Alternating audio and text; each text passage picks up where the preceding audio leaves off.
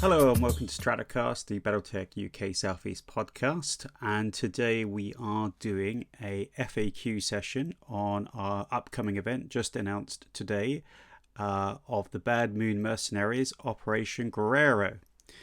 And the event is up on the comstar.home.blog website, so all of the details you'll need are on there, including some registration. So it's the first pinned feature on there. So if I go ahead and click on this,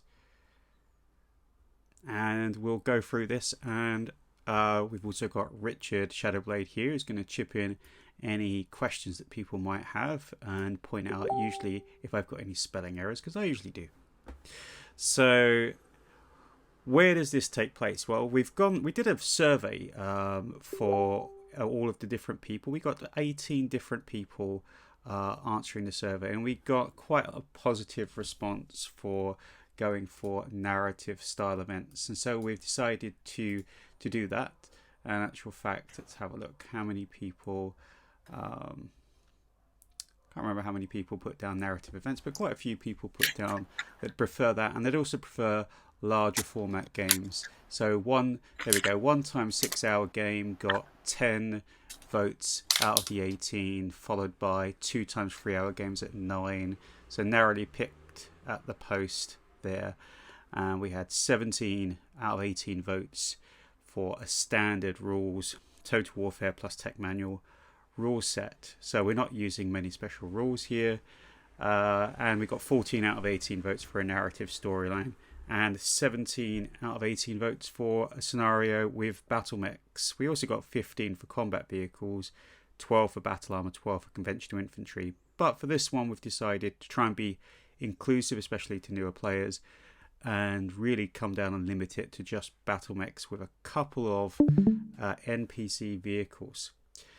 And so we're going to go through the whole kind of scenario, and first just put it in its kind of historical context with historical note for those people who follow the BattleTech fluff.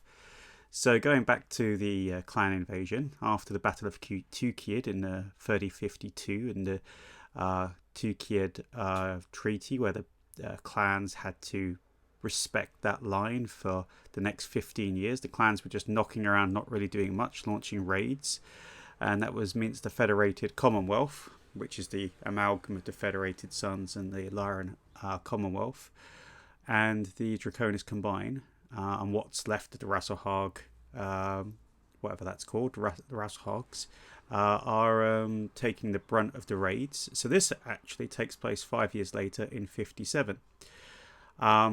So the Free Worlds League and the Capellan Confederation don't really get involved that much in the clan invasion at this point. They're pretty much shielded, although they do agree to provide war materials to the Federated Sons and the Draconis combine, and they even send a few units to raid into clan space. I particularly like the bit where they send Warrior House Ijori over to Goat Path to attack the Jade Falcons. That's always one I wanted to play. But in this time, that Free Worlds League aren't really doing a lot. But in trade, to get the Free Worlds League to produce war materials like guns and mechs for Victor Steiner Devian, he agreed to take Joshua Marek, Thomas Marek's son, who had cancer, and take him to the new Avalon Institute of Science and cure him. It didn't quite work out, and rather than admit that it didn't work and he died, Victor took a kind of page from what his dad would do and decided to clone him. Fair dues though, this wasn't the first time someone tried to clone someone. So Maximilian Lau did try to clone Hans Davian at one point. So seems like that Victor Stein Devian thought it was a good idea, and they sent Thomas Marek a clone. It was discovered, and Thomas Marek used that as a moral justification to start a small war. But this was also with the little bit of backing from the ever duplicitous Katharina Steiner Davian, who decided that she'd had enough of being ruled from the Federated Commonwealth, and she seceded her nation with the excuse that she didn't want anything to do with her brother and his cloning scheme. So this is a great kind of setup that's actually covered in some of the classic books back from the late 90s.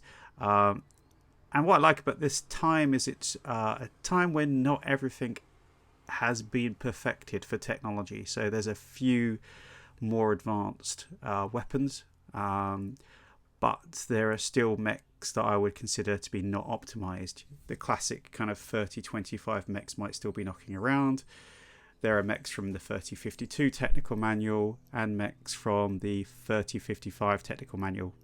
Or if you're using the new ones, you should be able to find mechs from the Succession Wars technical manual, technical readout, and the Clan Invasion technical readout. But there aren't as many good mechs.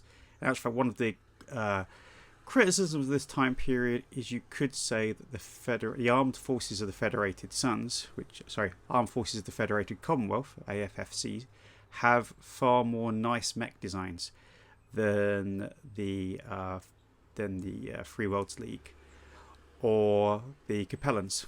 The Capellans decide to throw in with Thomas Marek and the Free Worlds League as well and join in the attack. But really, it's kind of a small-scale territory grab to grab those worlds near Terra.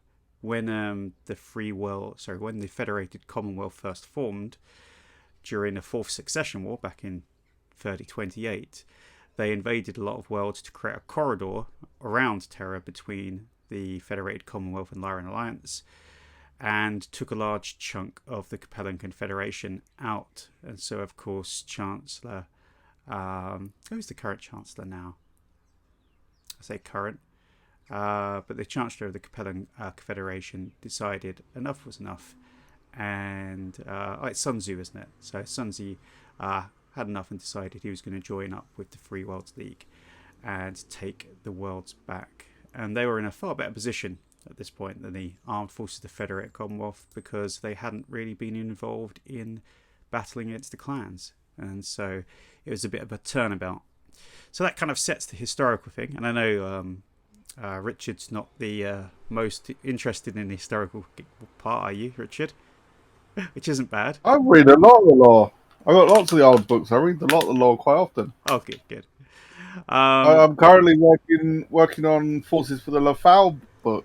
Well, we did no Hell's Horses in this, though. They haven't even arrived in the Innisphere at this point. They're still over in the homeworlds. So we're letting you guys sort your problems out first. Yeah. So being a narrative scenario, and you can click on the link here and go to the Sana entry. So being a narrative scenario, we've limited the factions that you can choose, but you can get to take just the plain standard mercs. So it's going to be a 1 versus 1 game, or people can decide to enter as a team of 2. If you enter as a team of 2, you're going to share a force. So just get together with a person you know. Maybe you don't want to control 12 mechs, and you still need to both pay, because that's the rules of the shop. Bad Moon Cafe, and it's £10 per person. Doors will open at 10. We'll be set up and ready to roll dice at 10:30. And finish at 5:30, and at some point at the player's choice, we have a 30 minutes lunch break. They do really good food at the Bad Moon Cafe, some really nice pizzas and sandwiches and stuff. So you don't have to really go out to go and get stuff, or just bring something along to eat. We do tickets in advance by PayPal. Richard runs that. And please choose friends and family when buying tickets, because otherwise PayPal takes a commission and we have to make up the difference. We're also introducing something new for this event. We've got a little Google web form. So as soon as you register, you can click on the web form. You can tell me what your first choice and second choice for factions are. And you can also submit your force construction spreadsheet. There's a whole... if you go to my YouTube channel, you can actually see, and I've put a link down here, you can actually go and see... I think this link actually takes you there. You can go to there. I'll just click on actually. There we go. Question. Oh, would you build a website advert there?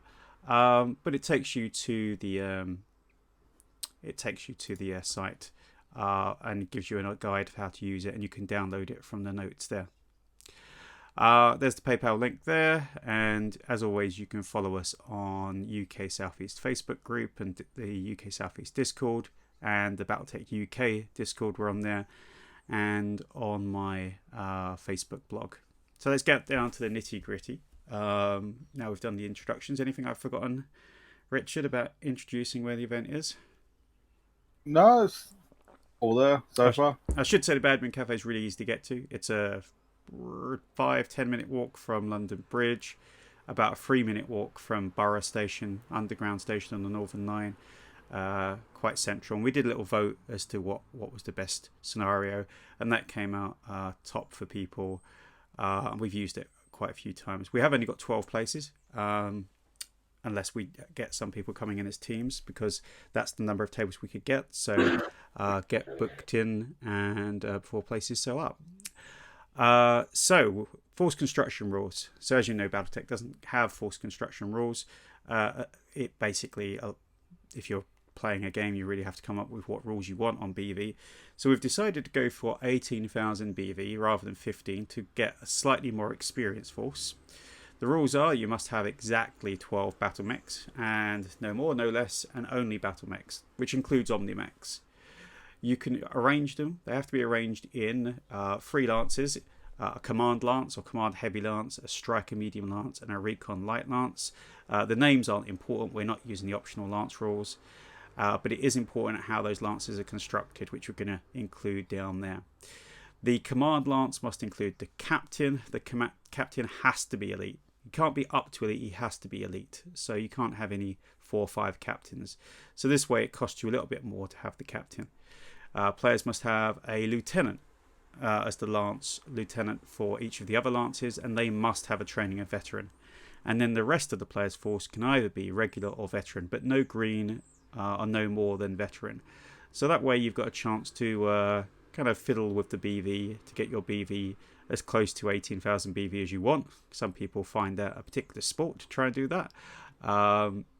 And you can get as much, I won't say min-max, but get your force optimized how you want within these limits.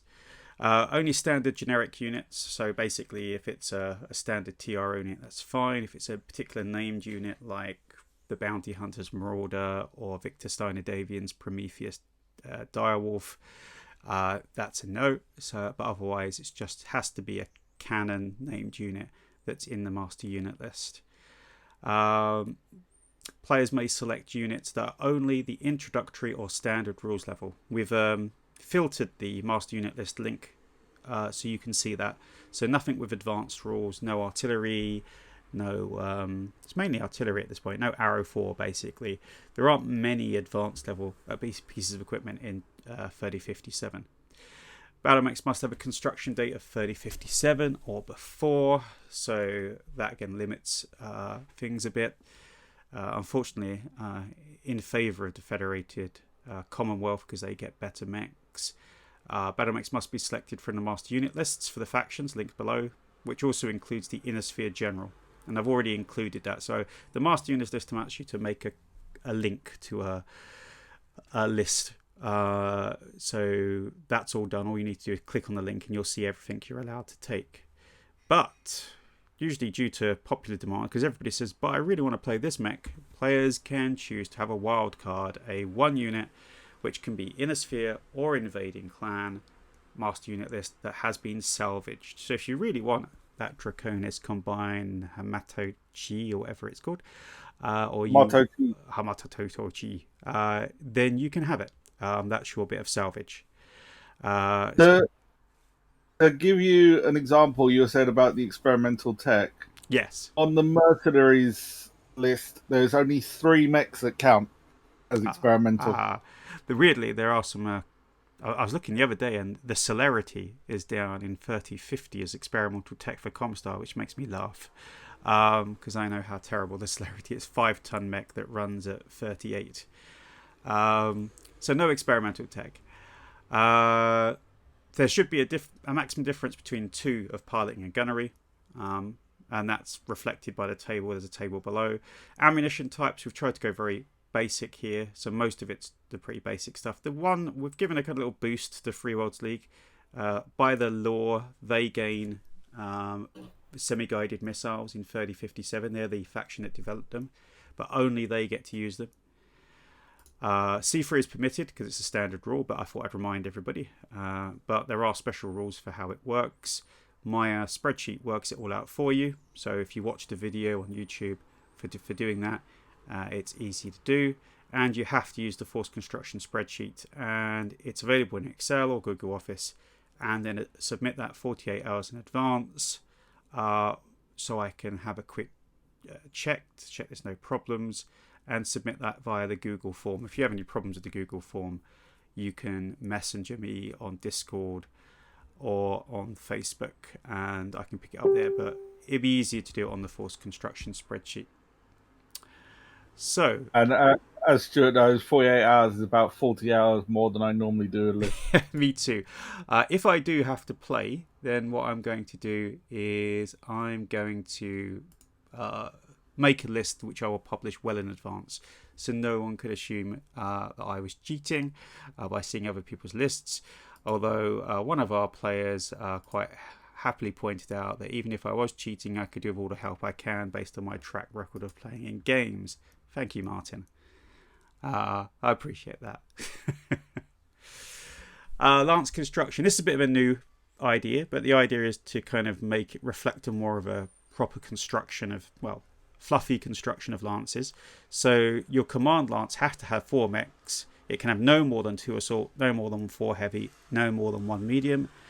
A striker lance can no more than 2 heavy, no more than 4 medium, no more than 1 light. And the recon has no more than 2 medium and no more than 4 light. How do you feel about that? Is that just making your brain hurt thinking about that, or do you think that's going to work well for generating some more balanced lists? It's going to work. To be honest, I normally just write my list and then place the mechs where they fit. So I'll probably just do the same. And if I have to replace any, I'll replace them. But I guess the thing that we're trying I just like to pick what I want and then make it fit. I guess the thing we're trying to stop is the people that take 6 assault mechs and 6 light mechs, which seems a bit odd, but there are some people that might want to do that, and so we're trying to steer people away to have a kind of a spectrum of different mechs. Training and skills.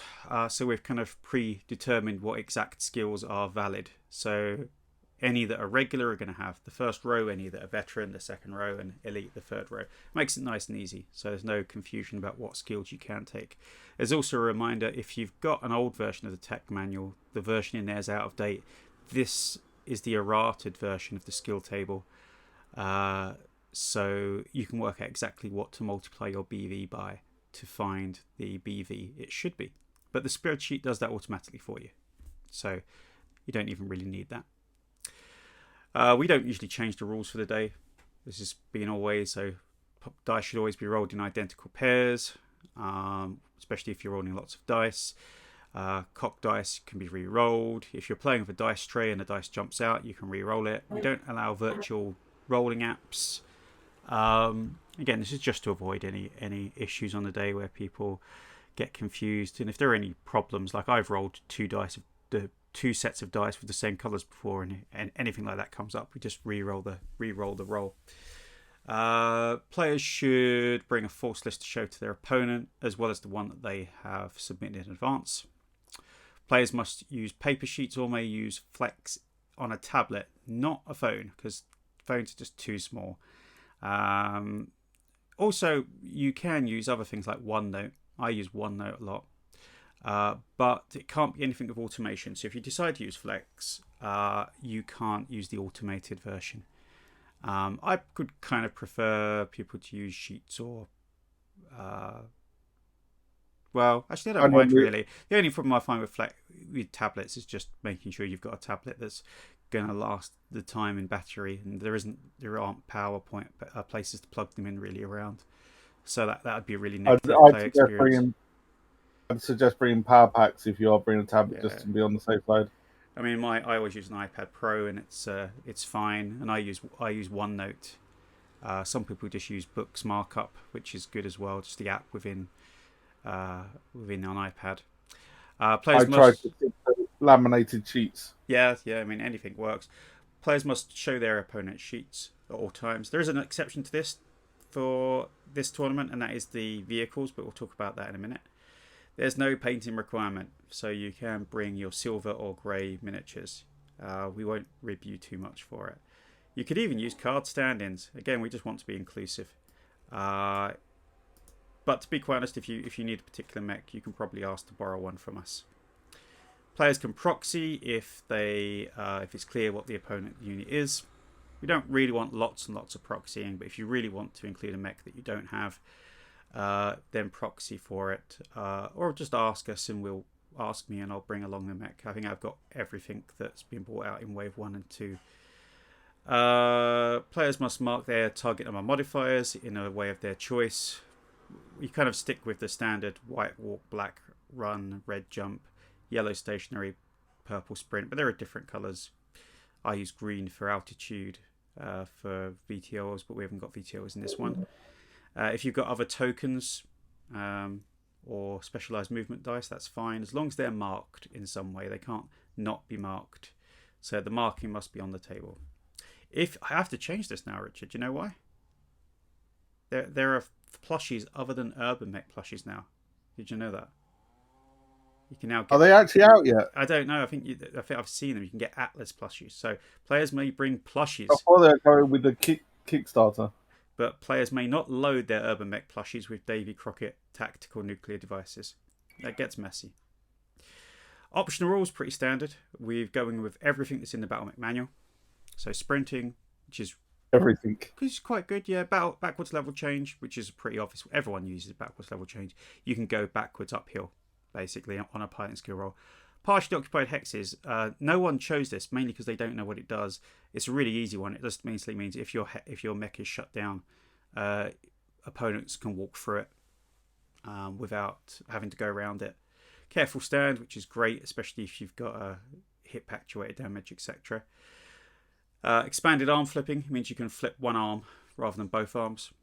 One arm prone fire. Technically, in Total Warfare, people don't realise this, that you can't fire. If you've only got one arm, you got one arm blown off, you can't prop yourself up and fire. You need two arms to prop yourself up, but they have this optional rule to say you can prop yourself up on one arm, even if one's been destroyed. Floating critical, so everyone uses that, really. So standard floating critical rules. Reroll double ones for location. Engine explosions. Love it or hate it. I love it. On a 10, use stack pole if you take 4 engine hits in a turn. That includes central torso destruction, because that automatically destroys 5 engine hits. Force withdrawal and broken morale. Broken morale means you're at +3 to hit everything if you're in force withdrawal. And enhanced flamers. This one I keep forgetting. This is the one that means that flamers do damage and heat, not one or the other, which I think actually is a better rule. Makes them more useful. Force withdrawal. This is something that's really vague in the book.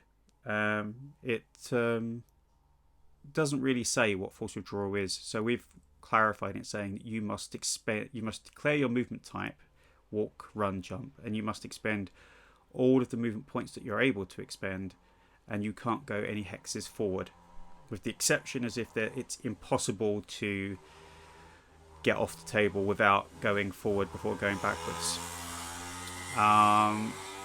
Force withdrawal is important for this scenario because there is a incentive to get damaged or crippled units off the table. And as always, we tend to run the Alpha Strike rules where we don't have a declaration phase. We just declare and fire and declare and fire.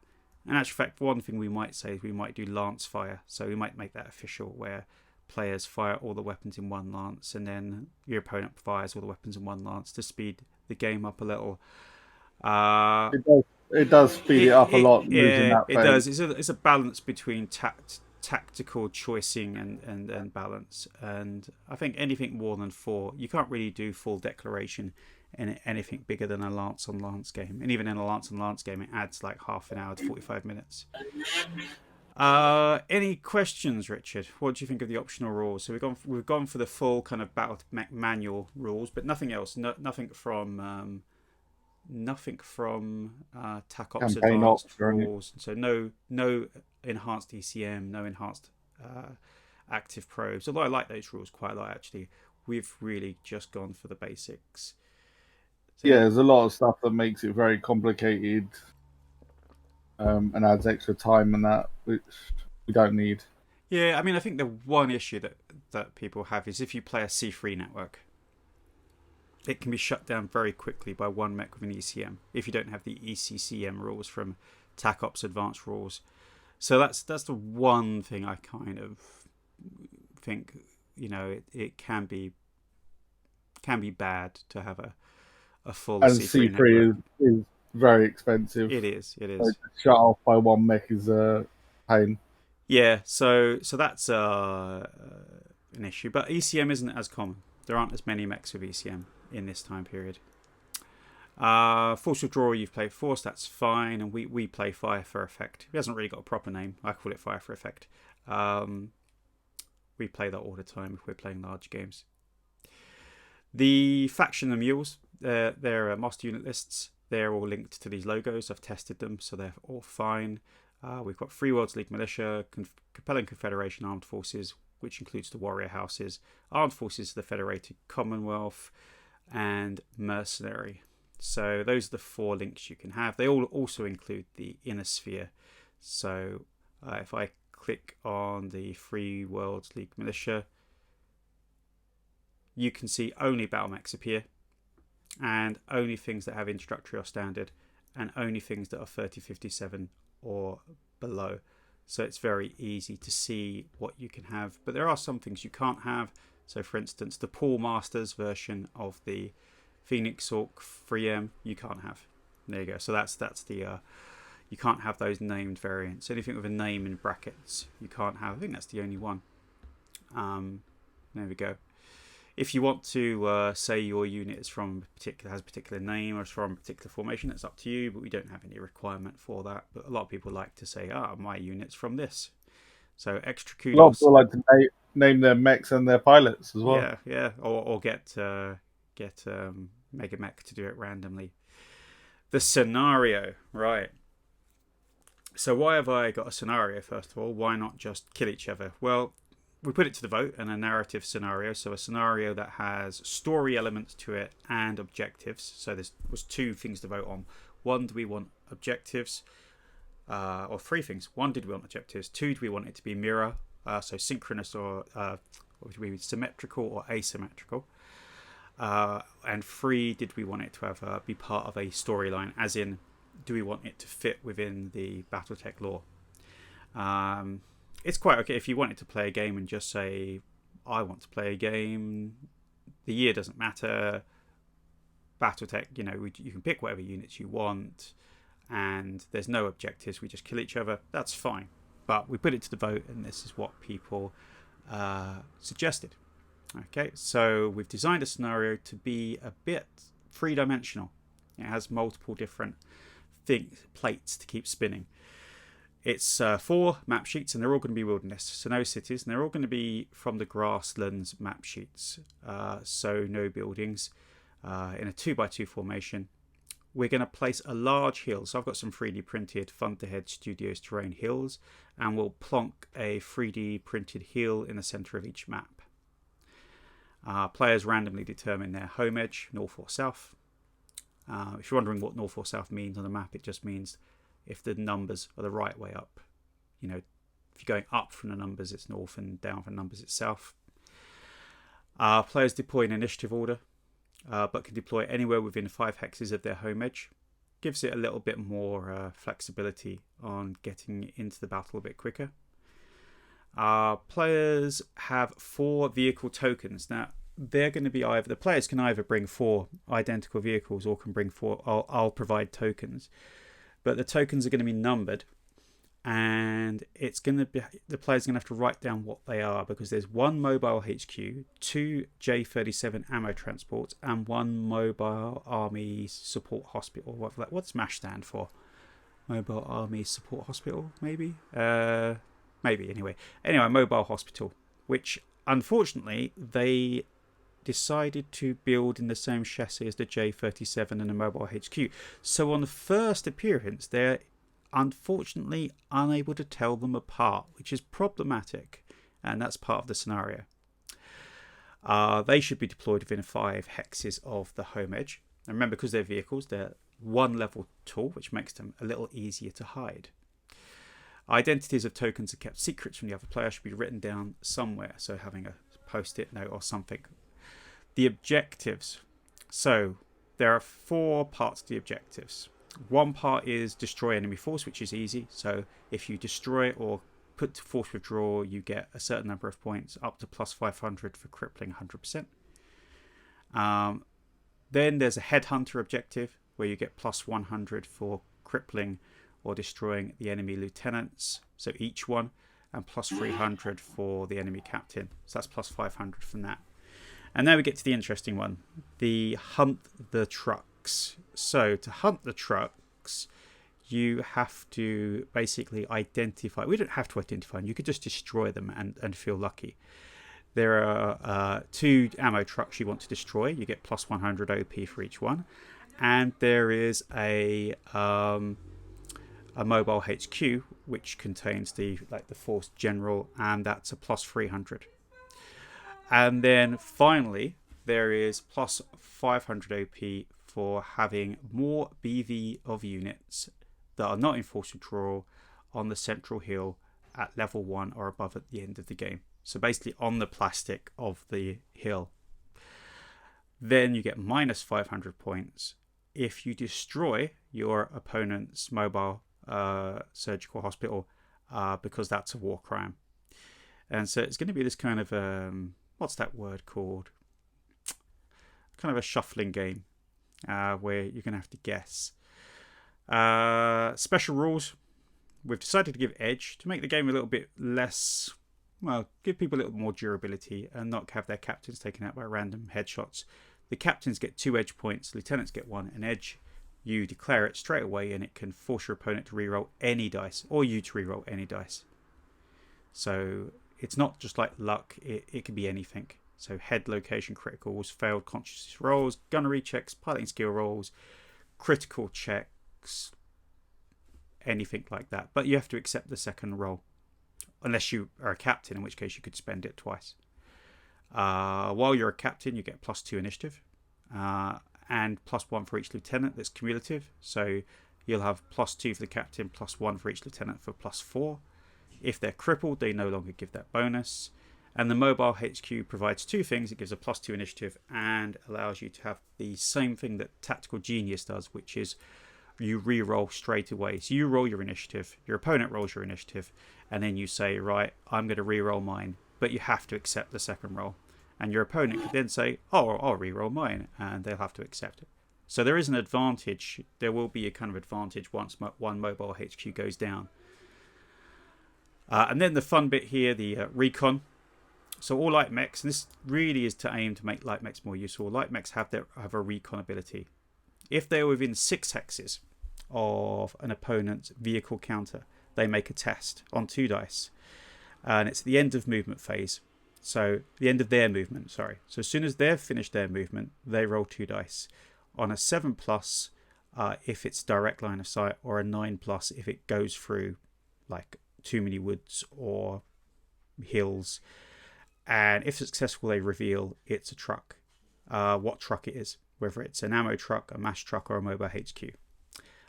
You add 2 to that roll if you've got an active probe, like a Beagle active probe, and subtract 2 from a roll if there's an enemy ECM. And the last 2 things there is the if you are in force withdrawal, your opponent scores your BV, but if you get off the map by your home edge, you reduce that to half BV. So there's a kind of a bonus basically for getting your crippled units off the table. And last of all, the ammo trucks explode, because of course they do. What one of my tournaments is there where there's not something that's going to explode? There is an underhanded technique with this. I have said this because I foresaw this question would come up. You can choose to destroy your own ammo truck.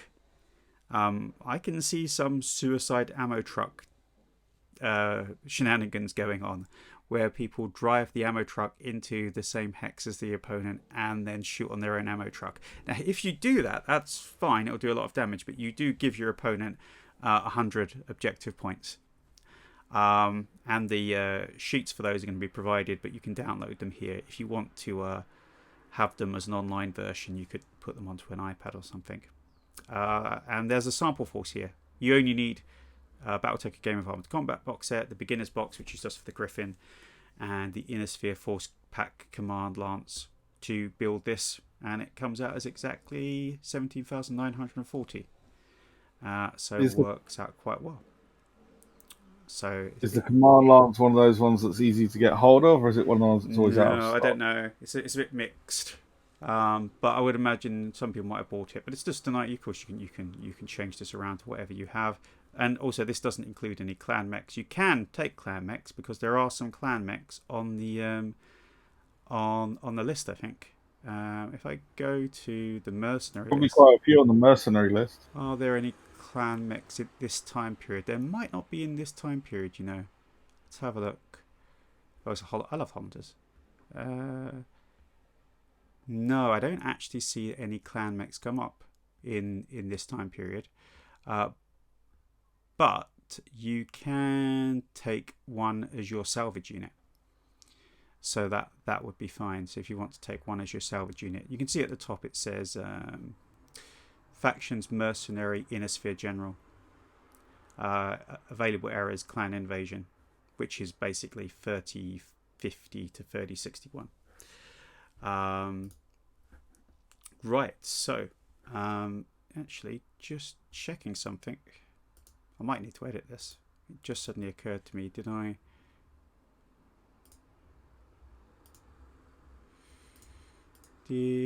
I limit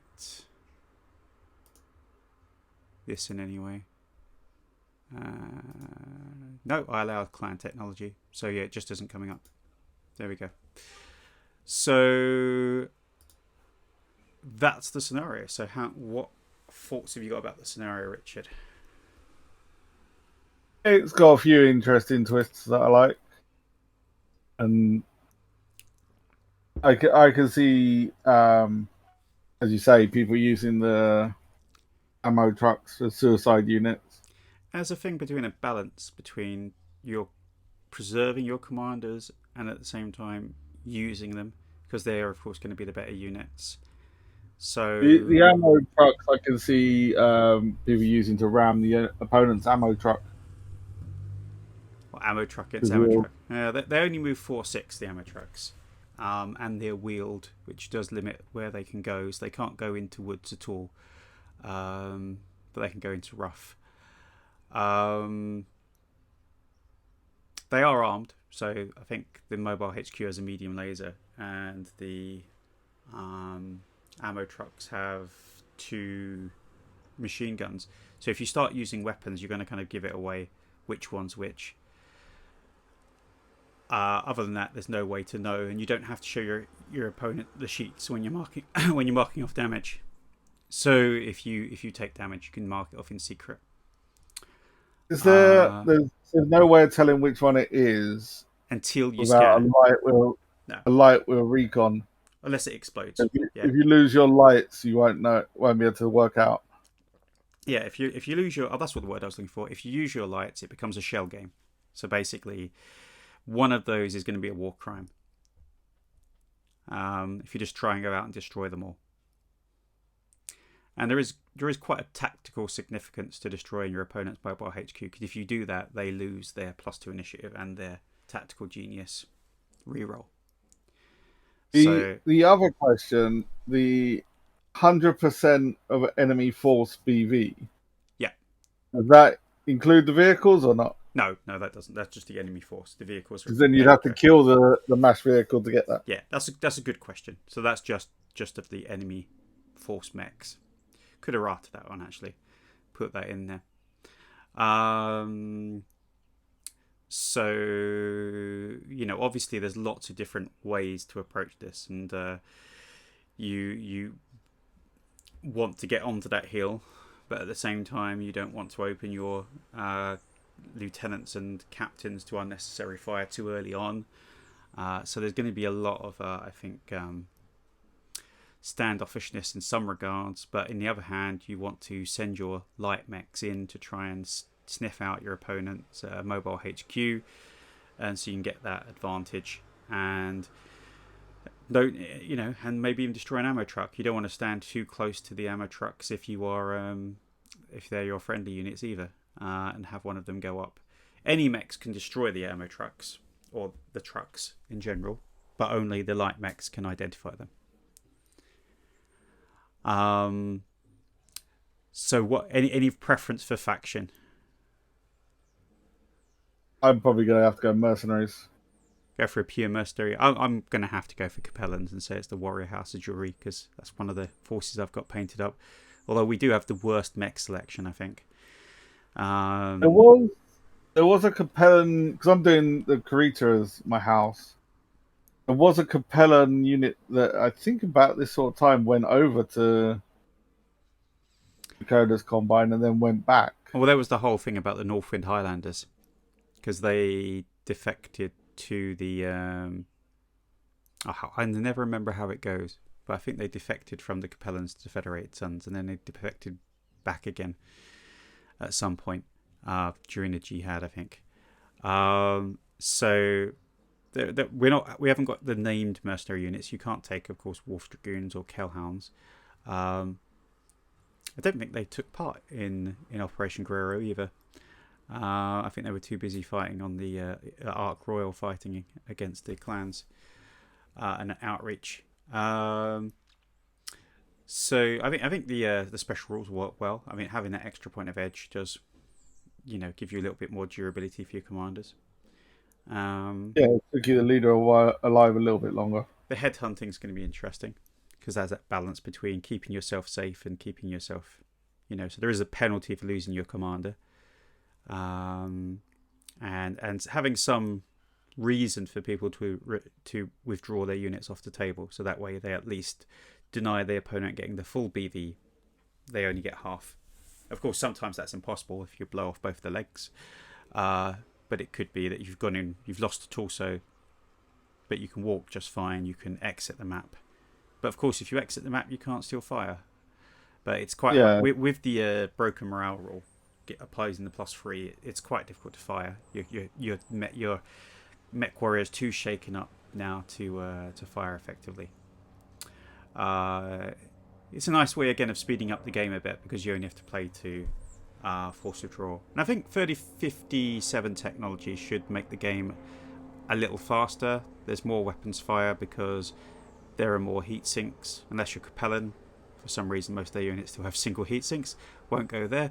And there are things like Gauss Are they rifles. late on getting hold of the technology, though? I will late on getting hold of everything, including a good education for children and things. I mean, if I look at the Capellan force, we've got typical Locust, etc. We get the Overmech, there we go. But if I go, we got the Raven. So we don't get the typical stealth technology. So all that stealth technology doesn't turn up until, so the 4L doesn't turn up until 61. And some of the new good mech designs don't come up till then either. So we've got some standard tech versions of the Hunchbacks, which we've borrowed from House Marek, like the Hunchback 5M. The Huron Warrior is a real nice mech, though. That's a Gauss rifle mech, although still with single heat sinks. What's another? Don't need too many things. The Wraith, of course, but the Wraith again, we borrowed the Wraith from the Capellans, not from the Free Worlds League. The Free Worlds League designed the Wraith, and we just kind of they lent it to us. But Wraiths, you can get a Wraith in the Alpha Strike box set, of course. Of course, all the Ostroks, the quick draws. Nobody wants to take a Rifleman, but they're there with the 5M upgrade. Crusader, which a lot of people think is a death trap. I kind of like Crusaders. And Gallo Glass is a newer one, standard technology. That's an odd one, isn't it? A Clan Tech Grasshopper, GHRC. That's interesting. I'll have to look that one up. Maybe it isn't a clan tech. I don't know. Well, I haven't come across that one. They've got the references are here if you need to find them. And then just the 7M, which is the modern Marauder, the modern Warhammer, sorry, and the 5M, which is the modern Marauder. Both Marek designs. So overall, it's there's a reasonable. There's nothing really that new in there. You do get the Highlanders because the plant for making Highlanders is there, and my favourite mech, which is the Emperor. But unfortunately, it's oh no, they do get the standard tech Emperor, not just the 5A. So they get the one with the LBX in ERPPC, I think. The 6A. I think if I play, I'll definitely bring an Emperor because it's one of my favourite mechs, and the Pillager, which is the Pillager 3Z, which is and the King Crab 001, both double Gauss rifle designs, both very nasty. I normally try and avoid Gauss rifles myself. Yeah, and they're good until they blow up and deal you 2 damage to your pilot, and then you black out, and then people laugh. I normally go for a heavy consignment of medium lasers. And we're not playing quirks, so there's no command mechs. We're not playing formations. We're not playing anything that basically isn't in Total Warfare or the Battle Mech Manual. So makes it nice and easy. And you don't really even need the tech manual because my spreadsheet works out all the C3. And if you need any advice for doing semi-guided missiles, you can ask because you have to pay extra BV for them. And you have to use them with tag, but they're really, really effective. Well, if you're planning to get your light mechs up to scan the vehicles quickly, tag's probably a really good idea anyway. Yeah, tag. You can tag them for some long-range semi-guided missiles, or just I think tagging your opponent. Tagging your opponent's medium mechs. So it's a good thing, but you can see the Federated Commonwealth have a lot more mechs. So whereas the Capellans had 200, the Federated Commonwealth have 332. So a lot of the newer designs, a lot more upgrade, a lot of things with double heat sinks. But you can take some of the old tech. So there's nothing to stop you taking, saving the BV and taking a lot of intro tech stuff to save a little bit of the BV there. So I know the difference between let's find something common. So you got Hunchback. Which one's the G is the autocannon, isn't it? So you got the G autocannon, which is 10-14, whereas the they haven't got the 5. Yeah, the SP, no, they're all introductory ones, so that's not a good example. Let's pick the upgraded trebuchet. There you go. So the upgraded trebuchet costs another 300 XP more than the previous versions, BV more. So there are some benefits to going low tech. Of course, not having case and having ammunition explosions could potentially be bad. So we'll wrap. And Neil will be happy that he can have his Hunchback P4. Yeah, I do fully expect his medium lance to be 4 Hunchback P4s. I haven't made any thing that says you can't have more than one of units. Some people like that, and I'm not sure about that. Some people say, "Oh, let's limit so that people can only have one of each battle mech chassis in their lance." There is loads of references in the lore to whole companies of the same mech. Yeah, that tends to be more where they're near the factory, or it's a new mech that's just started coming out. They just pile them up into one unit. Tended to be more in the time of the Star League when they did that, before everything got blown up and everything got a bit mixed up. But there's no reason why. I can't see a reason why not to allow people to have 4 Hunchbacks. I mean, obviously the rules stop you having 12 Hunchbacks, Neil. We're picking out someone who likes to play the disco version of the Hunchback, because you have to pick certain mechs. You could have 7 of them. Yeah, you probably could. Actually, we shouldn't mention that. He might listen to this. Yeah, 2 in the light lance, 1 in the heavy lance, and 4 in the medium lance. Okay, right. I'll expect that list then to come up. Also worth saying that we have no harm kind of policy on people with 3D printed mechs. This isn't an official. There are no official Catalyst events in the UK at the moment, so we basically are quite happy if people have got 3D printed mechs if they are easily identifiable. Again, being easily identifiable, even if you're using proxies, is the important thing. So being actively telling your opponent, oh, by the way, remember this is my hunchback with an AC-20, but it's actually a trebuchet, but I haven't got a hunchback model, would be important. Otherwise, people would get surprised, and then that leads to a negative play experience, which you don't really want. Apart from that, any particular questions do you think will come up? So you've got a good question there about the BV of vehicles not counting to the enemy force BV destroyed, and you don't have to pay, of course, for the vehicles. Yeah, they're free. I think that's pretty much it. So there's no turn limit. Usually I think 6 to 8 turns. I think this will be a little bit quicker because of the lower rules load. We're using standard initiative rules, so nothing different, no fancy initiative rules. I am a fan of force initiative, but we're just using standard initiative rules. Oh, that's a question that might come up, is that the units count as normal units for initiative. So basically you'll have 4 extra initiatives. 16 units. Yeah. Which I can imagine most people will leave all of their trucks for last, unless they can think of a compelling reason not to. They'll probably be first moving, wouldn't they? I don't know, because you might want to move them. It depends. If they're being actively hunted by light max, you might want to leave them to last to keep them out of the way. If it's right at the beginning of the game, you might move them first, just to use them as initiative sinks. I can see both.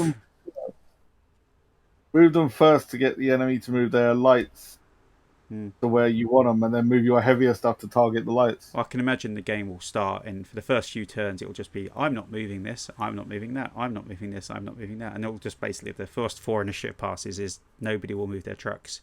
They'll only start moving when, other enemy units start getting near them. And getting your fast-moving cavalry mediums and your really fast lights into your opponent's back lines to take them on is quite important. It's quite important. In actual fact, if I get them up, I can see the J37s are slightly better. So here we go. So we've got the mobile HQ has got 16, 19, 19, 16, and 10 on a turret and a medium laser. And the ordnance trucks have got 24, 25 on the front, 10 on the rear. Just in case anyone thinks it's an idea to ask this, if your opponent asks you how much damage you've got left, you don't have to tell them. You just have to tell them how much damage you've taken. So, people might say, oh, I've hit you for 5 with the medium laser. If it's if it's an ordnance truck, you'll have 20 left. And if it's not, you'll have 11 left. No. But they don't have to show you their sheets. So there's a bit of what we say, the shell game in that. All these sheets, by the way, they do for their other units, just not the trucks. Yeah, just not for the trucks. These sheets are made using Megamech Lab. Megamech Lab is a video on my YouTube channel for using Megamech and Megamech Lab for getting sheets. If you want to come and just use the unit list here, you can actually download it, and you can just print it out and come along with that list.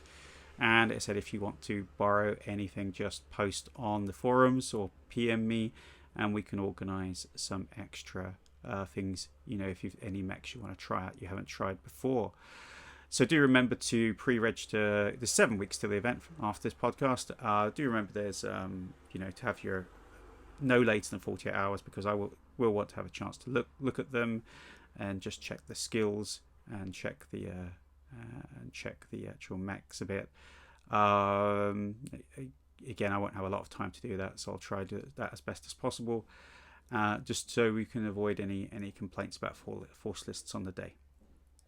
And other than that, if there's anything else you want to say, Richard? No, I think I've already picked my my mech standing one, the one from another force. So it was really good to drop in an odd salvage clan mech in there. There's probably enough BV to get quite a decent one, because they're quite expensive. To drop a Timberwolf into your list or something, or Madcap. You can no, one of my favourite medium mechs from the clans is 3050. Oh, a Ryokan. No, Nova. Oh, the Nova. Oh, the Nova S. You want the Nova S, don't you? With the 6 medium pulse lasers. It's a brilliant mech. It is a It brilliant runs mech. full. Just a little expensive on the PV, but then clan mechs are. All right, It's so only 2056. if there are any questions that people want to ask, then please just drop them either as a response to this post or in the forums. You can find us on the BattleTech UK Discord, BattleTech UK Southeast Discord, on Facebook groups BattleTech UK or BattleTech UK Southeast, or you can go to my Facebook page on Strategos Level 3 and PM me there, and you can find me as Stuart Strategos Level 3 on Discord and PM me there, and I'll be happy to answer any questions. If there's an odd number of people on the day, I'll be playing. If not, I'll just be manically laughing as people headshot each other. There's always something fun going on here, and I look forward to everybody being there and seeing some crazy lists with 7 Hunchback 4Ps. We'll see if that comes to pass. So until next time, I'll see you then. Yeah, the event